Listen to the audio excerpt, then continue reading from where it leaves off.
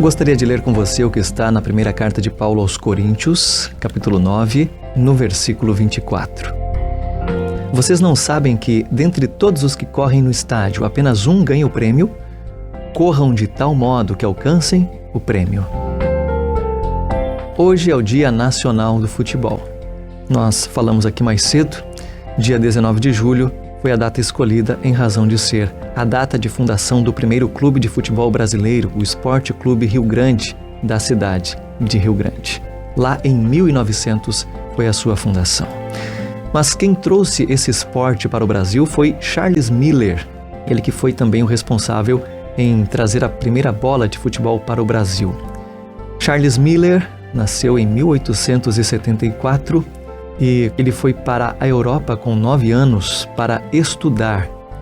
E lá no velho continente teve o seu primeiro contato com o futebol.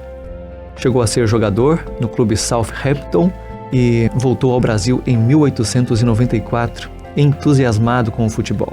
Apresentou ali essa novidade para os seus amigos do São Paulo Athletic Club, clube fundado em 1888 por britânicos e por descendentes de britânicos.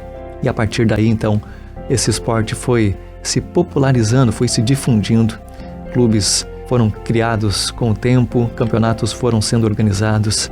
E assim, então, o brasileiro passou a competir nesse esporte como um entretenimento, mas também hoje de forma profissional.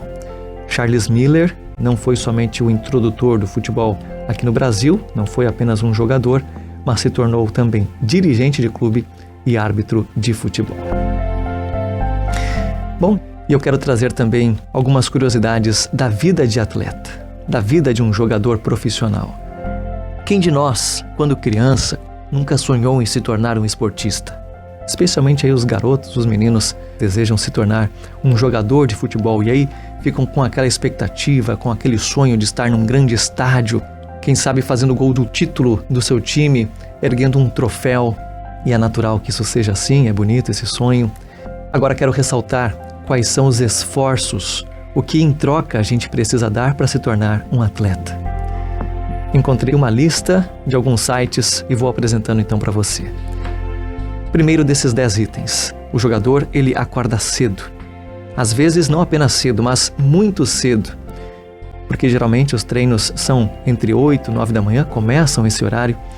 E aí, para aqueles que moram mais distantes e não são famosos, não têm grandes condições, precisam se deslocar de ônibus, precisam, quem sabe, pegar a sua bicicleta ou os mais afortunados o seu carro e fazer esse deslocamento. Quem deseja se tornar um jogador de futebol precisa ter horário para dormir, precisa descansar para recuperar o seu físico. Descansar aí no mínimo as 8 horas recomendadas por dia. Em terceiro lugar, um jogador de futebol precisa comer muito bem, ele precisa cuidar da sua nutrição para que não falte nenhum tipo de nutriente para a formação da sua massa muscular, dos seus músculos, sem que haja excessos, gerando aí, quem sabe, gordura localizada, obesidade. Tudo isso precisa ser levado em conta. Em quarto lugar, embora muitos sigam ingerindo, é necessário cortar o álcool e principalmente o cigarro, acabar com os vícios. Isso vai influenciar bastante no seu desempenho. Quinto, concentração. Antes de um jogo importante, antes de uma partida, é necessário se concentrar, colocar a sua cabeça com o foco naquilo que você deseja, que é vencer aquela partida. Sexto, folga após um jogo. É necessário se recuperar. Alguns tomam aquele banho de gelo para que o seu músculo possa, o quanto antes, se recuperar das consequências de uma partida onde se exigiu muito da parte física. Treinos extras é o sétimo item. Cada jogador é livre para fazer treinos extras.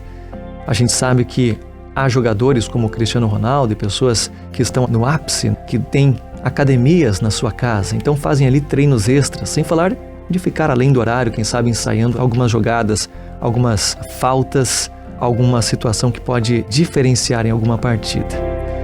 Em oitavo lugar, é necessário cuidar da mente. Uma mente saudável vai também permitir um bom desempenho no campo. Beber água, para que não falte essa substância tão essencial para o desenvolvimento e recuperação do nosso organismo.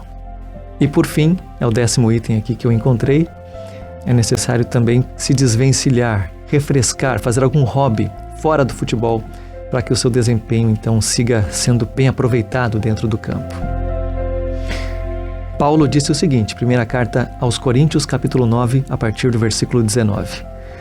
Porque embora seja livre de todos, fiz-me escravo de todos, para ganhar o maior número possível de pessoas. Tornei-me judeu para os judeus, a fim de ganhar os judeus. Para os que estão debaixo da lei, tornei-me como se estivesse sujeito à lei, embora eu mesmo não esteja debaixo da lei, a fim de ganhar os que estão debaixo da lei. Para os que estão sem lei, tornei-me como sem lei, embora não esteja livre da lei de Deus, mas sim sob a lei de Cristo, a fim de ganhar os que não têm a lei. Para com os fracos, tornei-me fraco, para ganhar os fracos. Tornei-me tudo para com todos, para de alguma forma salvar alguns. Faço tudo isso por causa do Evangelho, para ser coparticipante dele. Vocês não sabem que, dentre todos os que correm no estádio, apenas um ganha o prêmio? Corram de tal modo que alcancem o prêmio.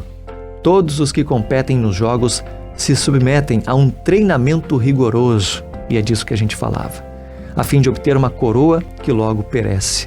Mas nós o fazemos para ganhar uma coroa que dura para sempre. Sendo assim, não corro como quem corre sem alvo. Não luto como quem esmurra o ar, mas esmurro o meu próprio corpo e faço dele meu escravo, para que, depois de ter pregado aos outros, eu mesmo não venha a ser reprovado. Você se considera um discípulo de Cristo? Você se considera um cristão, uma cristã? Como tem sido o seu treinamento? Como tem sido o seu esforço para apresentar esse evangelho às outras pessoas? Aqui o apóstolo Paulo demonstra que ele era como um jogador profissional, mas não de futebol, não de qualquer outro esporte. Ele se esforçava na pregação do evangelho. E a isso a gente precisa se dedicar também. A gente não pode fazer simplesmente de qualquer jeito, de maneira desleixada. A gente precisa dar o nosso melhor, estudar, ler, reler, conhecer a palavra de Deus para aí então espalhar, levar para as pessoas ao nosso redor. Que nós possamos seguir este exemplo e possamos ser fiéis corredores, fiéis jogadores, entre aspas, desta maratona, desta corrida, deste jogo de proporções maiores do que simplesmente este mundo, proporções que vão para outra dimensão, entre o mundo visto e o não visto. Tem proporções que vão até o grande conflito que envolve o bem e o mal e influencia diretamente na nossa salvação. Que Deus te abençoe, que nós possamos correr a corrida da fé com a certeza de que Deus está do nosso lado, está conduzindo a nossa corrida, conduzindo os nossos atos da melhor maneira possível, tal como um técnico à beira do campo. Possamos alcançar a vitória, a linha de chegada, totalmente aprovados para a salvação eterna em Cristo Jesus. Para mim, Israel Fernando, foi um prazer ter feito companhia cristã para você nesta manhã de terça, dia 19 de julho de 2022. A você, meu carinho, meu grande abraço, meu desejo de que você fique na paz. A gente se encontra amanhã, se Deus assim permitir.